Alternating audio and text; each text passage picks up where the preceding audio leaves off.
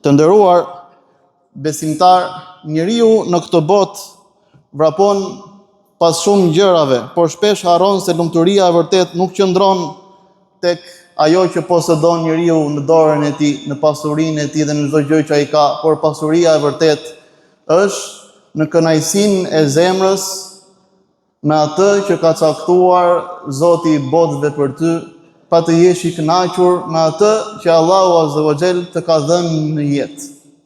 Të kënaqesh me atë që Zoti të ka dhënë në jetë në çdo aspekt të jetës tënde është pasuria e vërtetë dhe është thelbi i lumturisë në këtë botë të përkohshme, padyshim që është që njeriu të jetë i kënaqur me gjithçka që ka arritur në jetë që i ka dhënë Zoti i botëve Allahu Azza wa Jall, dhe vazhdimisht njeriu për çdo të mirë ti kujtoj vetes, si thotë Zoti në Kur'an, çdo e mirë ju vjen fal mëshirës së Zotit gjithësisë, dhe çdo sprovë që ju godet në saj të punëve që ju bëni, thotë Zoti i gjithësisë. Prandaj thelbi, sekreti i lumturisë në këtë botë padyshim është lumturia dhe të kënaqesh, të jesh i kënaqur në brendin tënde me gjithçka që ke në jetë që ta ka fal Zoti i gjithësisë, pasuria, shëndeti, besimi, familja, fëmijët, punët, ekonomia jote, shëndeti yt, shëndeti i fëmijëve, i prindërve, i çdo gjë, këto janë mirësi që njeriu duhet të jetë i kënaqur në zemrën e tij dhe të falenderojë Zotin me gjithë shpirt.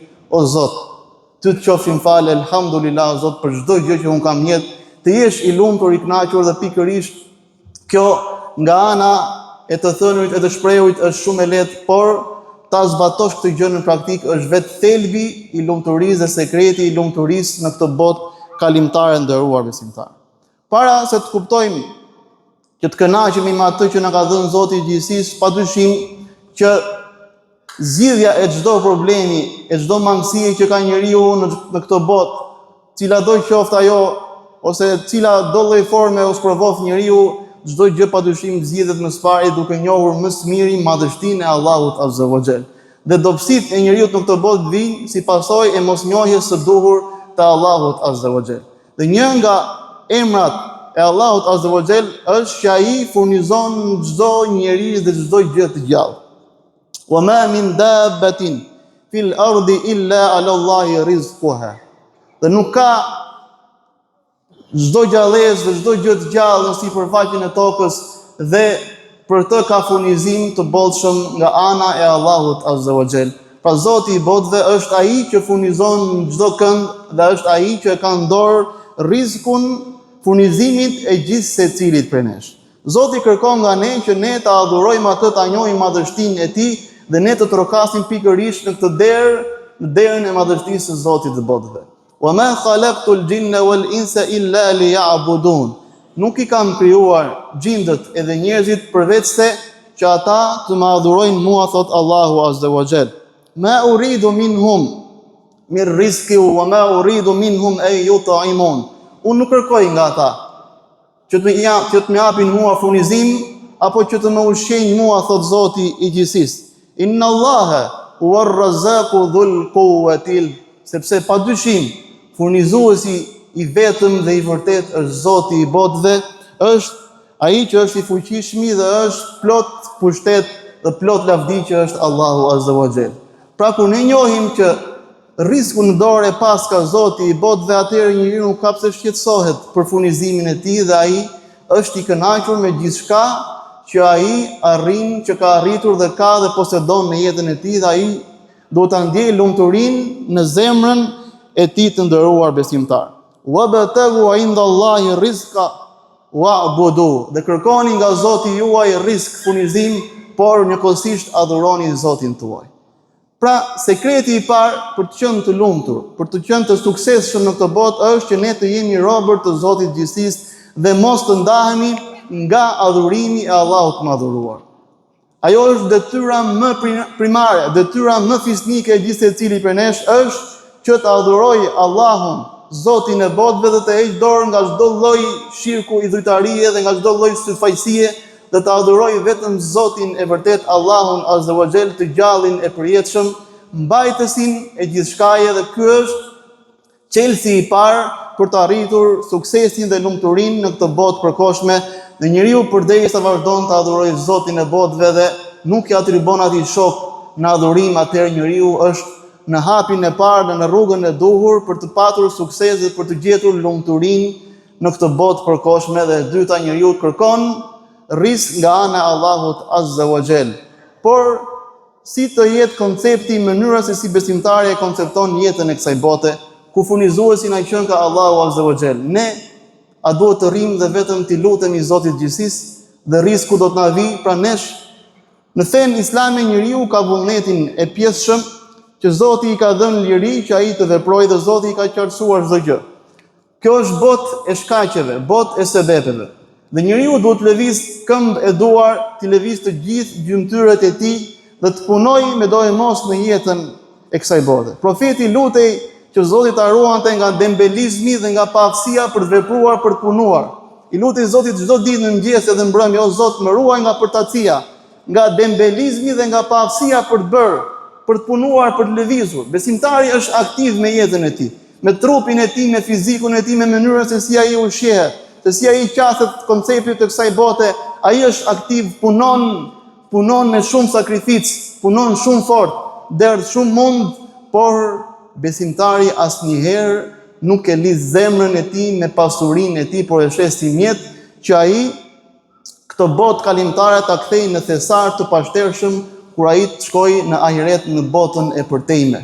Pra njeriu besimtar i luan, i bën shkaqet, i bën sebepet dhe kërkon rrezikun nga Zoti i gjithësisë dhe në fund i lutet Zotit, o Zot, më jep atë që është më e mira dhe njeriu në fund do të marr atë që ka shkuar Zoti i tij për të. Prandaj besimtari nuk rri dhe vetëm falet, por falet, bën përpjekje, kërkon, punon fort dhe kërkon nga Zoti i gjithësisë.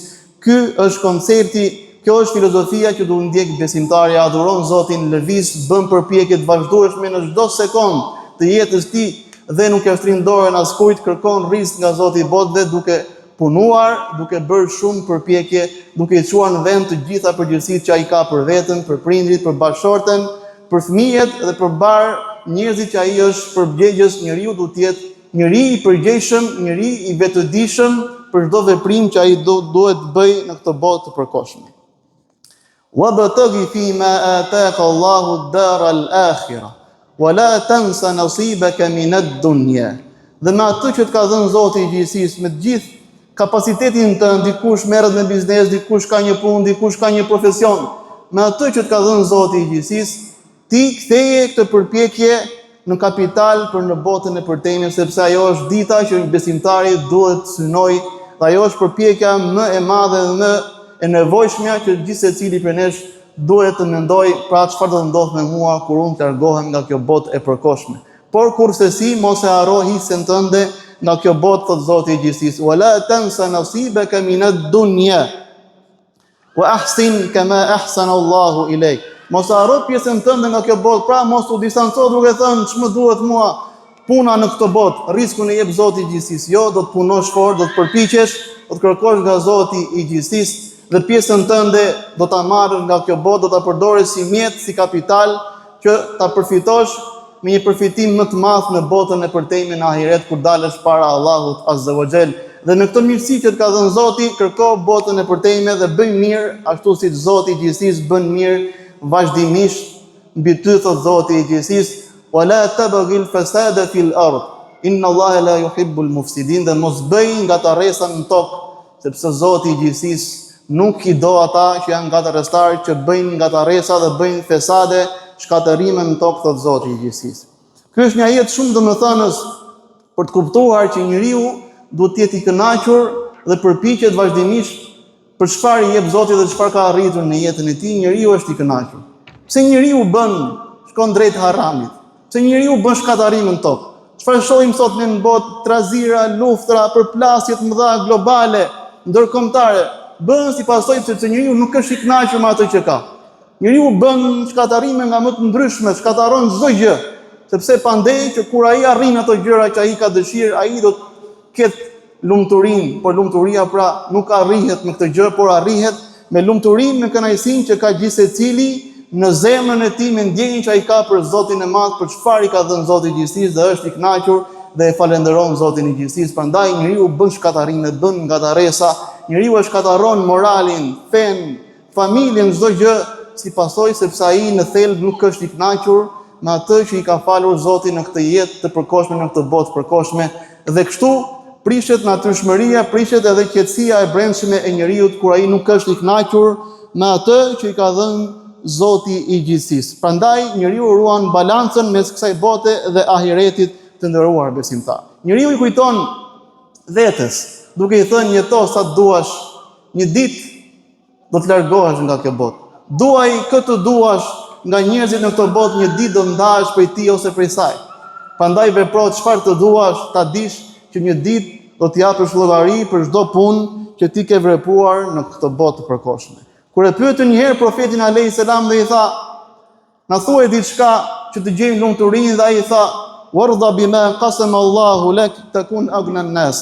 Dhe je i kënaqur me atë që Zoti ka caktuar për ty, dhe ti do të jesh njeriu më i pasur, tha profeti sallallahu alaihi wasallam. Prandaj tha profeti i botëve, profeti alayhis salam, kush gdhihet i sigurt në vendin e tij, i shëndosh në trupin e tij dhe ka ushqimin e asaj dite, ai njeriu është sikur të ketë të tërë botën, thot profeti alayhis salam. Është i sigurt në shtëpinë e tij, e ka një banesë, është siguron, ka shëndetin e tij, siguron, është një i shëndetshëm nga ana fizike, dhe ky njeri ka ushqimin e asaj dite, atëherë thot profeti, ky është njeriu më i pasur në botë, kur ai këtë gjë e vlerëson dhe është i kënaqur me atë që i ka dhënë Zoti i gjithësisë. E dieshna kaloi dhe pendohu tek Zoti për atë që kaloi, dhe e ardhmja është në dorë të Zotit, prandaj vlerëso të tashmen, vlerësoje në maksimum, bëj përpjekjet në maksimum për të tashmen, dhe pendohu tek Zoti i gjithësisë dhe vlerësoje çdo gjë dhe falenderoje Zotin dhe je i kënaqur me atë që Zoti të jep vazhdimisht në jetën e kësaj bote. Prandaj kënaqu me atë që Zoti ka caktuar për ty. Prandaj profeti na mëson, mos shikoni atë që është në nivel ekonomik, shoqëror, që është sipër jush, por shikoni atë që është poshtë jush. Ti mendon që nuk je mirë, je më i varfër, je i sprovuar, ke shumë sprova, por kur sheh poshtë teje ka njerëz që janë akoma më të sprovuar se ty, njerëz më të varfër. Një njeri tjetër mund të ketë një hall shëndetësor, mund të ketë një hall familjar me fëmijët, me shëndetin, me prindërit, me bashortën. Prandaj shiko ata që janë poshtë teje, thot profeti alayhis salam, që ti të gjesh lumturinë. Prandaj tha profeti alayhis salam, "Laysa al-ghina an kathrati al-ard, walakin al-ghina ghina an-nafs." Nuk është pasuri të kesh kapital të shumë, thot profeti alayhis salam, por pasuria e vërtet është në zemrën e njeriu me atë që posedon njeriu, që është i kënaqur me atë që i ka dhënë Zoti i gjithësisë. Prandaj mjaftueshmëria dhe të kënaqesh me atë që Zoti ka dhënë ty është një thesar që nuk shteron, që është i pashtershëm.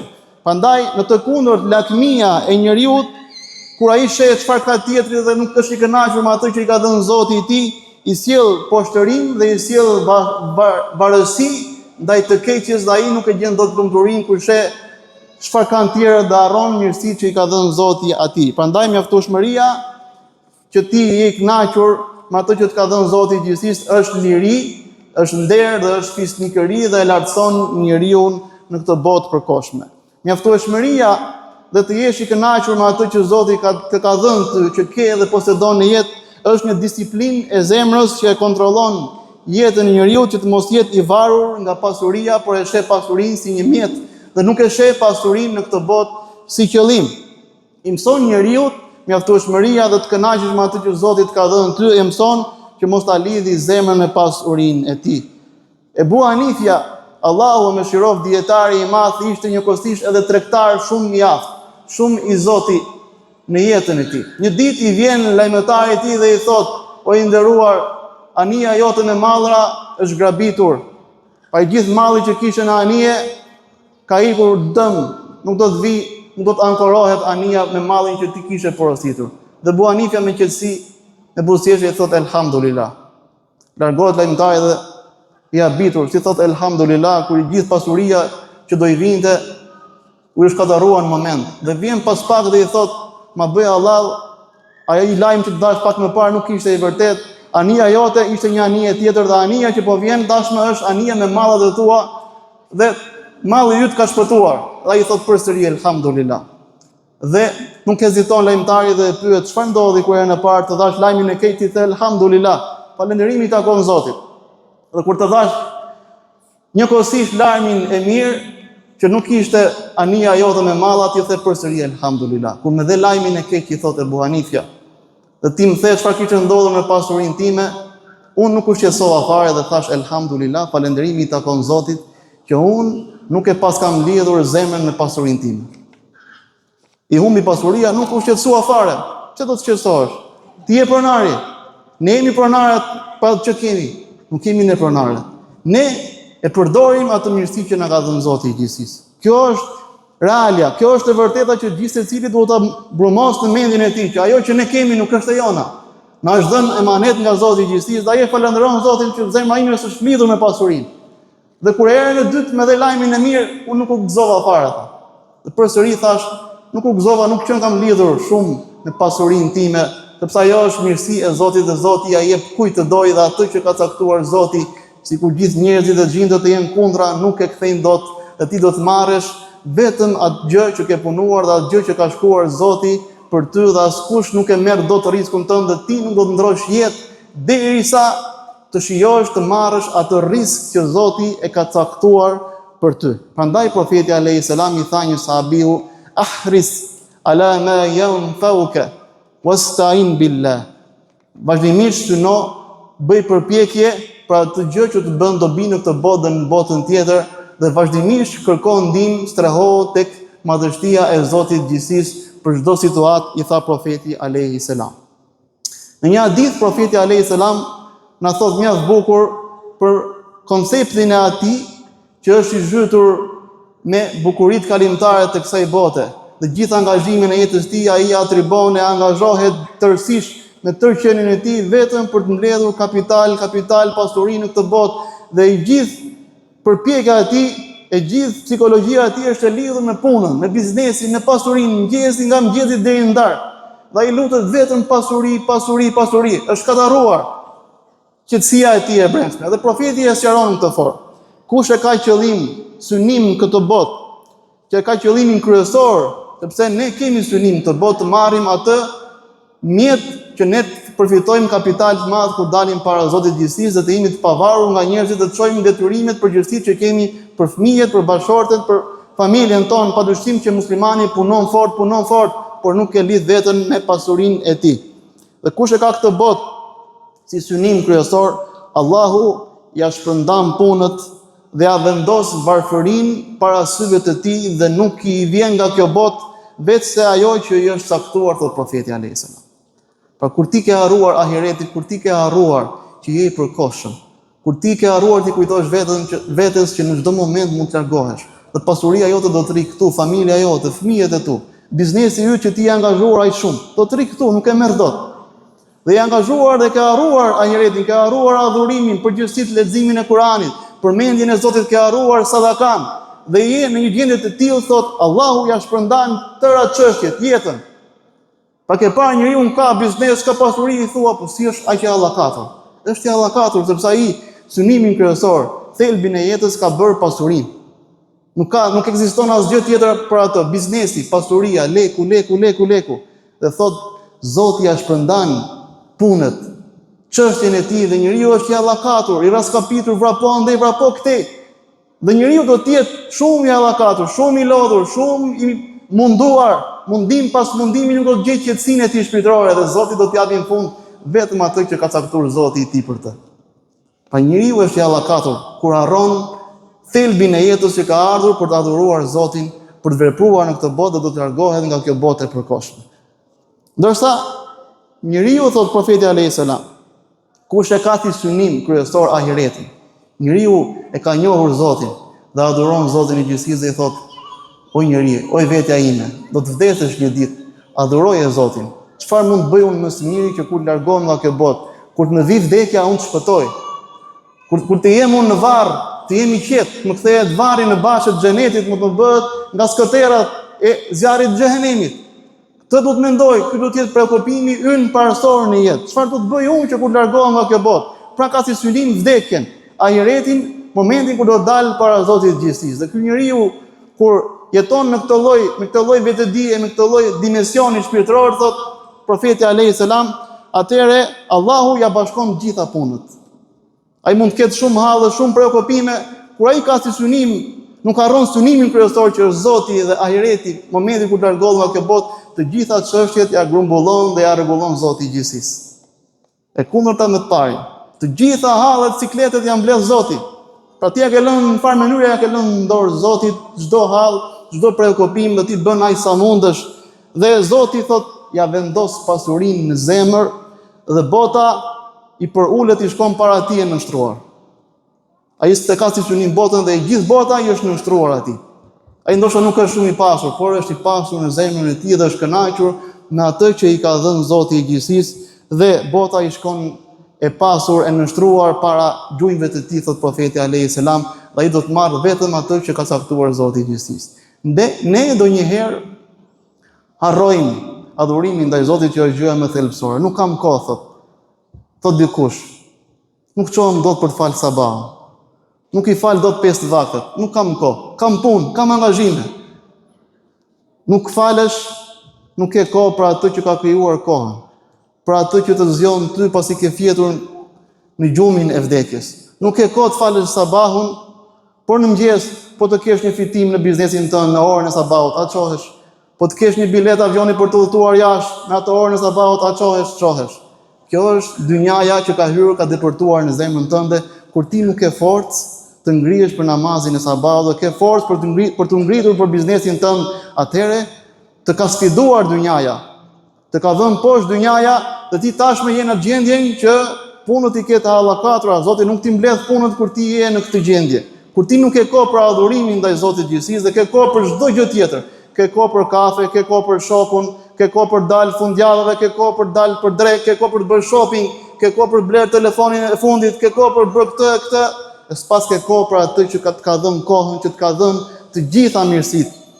Ky do të jetë preokupimi, do të jetë filozofia në jetën tonë. Në të kundërt, ne nuk kemi përgjetur asnjëherë qetësi. Njeriu, ne gjithë sot sulmohemi, rrjetet sociale, televizionet sulmohet në të gjitha format njeriu, që njeriu t'ia bëj vetes të harruar që një ditë do të vdesë. Që njeriu me mënyrën se si jeton të harrojë që ai një ditë do të vdesë. Edhe pse të gjithë e dimë që do vdesim, por me mënyrën se si ne jetojmë, nuk ja kujtojmë vetes dhe nuk jetojmë në këtë dimension që ne në çdo moment do largohemi nga kjo botë. Prandaj profeti tha, përkujtojeni shumë, kujtojani vetes shumë atë që ja prish qefet. Njeriu është në qefin e tij, me familjen e tij, me punët, me fëmijët, me angazhimet e dynjas, i lumtur. Profeti thotë, kujtoj vetes atë që ta prish qefin, që është vdekja. Kujtoj vetes vdekjen. Si do ja kujtosh vdekjen? Ja vdiqja. Në këtë formë, ja vdiqja, çfarë do ndodh me mua? Qoftë unë vdes sot, me mua çfarë do ndodh? Asgjë tjetër nuk e kontrollon ti dhe unë këtë botë, as fëmijët e tu, as familjen tënde, asgjë, ne nuk kontrollojmë asgjë. Ky është realiteti i vërtetë i kësaj bote. Njeriu do t'i thojë vetes, vdiqja sot, çfarë do të ndodh me mua? Me mua çfarë do ndodh? Jo me ato që kanë më pas. Dhe ka njerëz që janë të angazhuar me pasurinë, me biznesin. O vlla, po të kanë fëmijët, ti le diçka pas atyre, ti le nipra dhe mbesa, nuk mbaron kjo gjë. Çfarë thot profeti?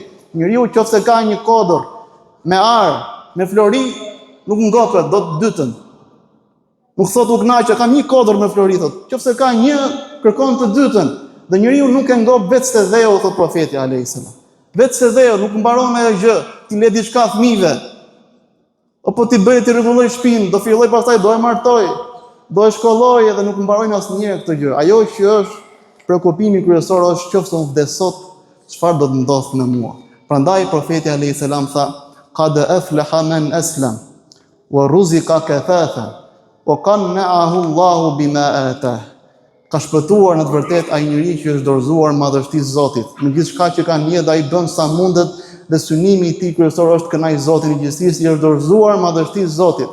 Dhe kur ai është në këtë gjendje, Zoti i jep rrezik të mjaftueshëm dhe atë që e ka dhënë Zoti ja bën të mjaftueshëm dhe i bën të kënaqur në jetën e tij. E lutim Allahun azza wa jall të na bëj të kënaqur me atë që na ka dhënë Zoti i gjithësisë. E lutim Zotin e botëve që mos të harrojmë realitetin e vërtetë absolute që është vdekja dhe ballafaqimi ynë me vdekjen dhe me veprat që ne kemi punuar në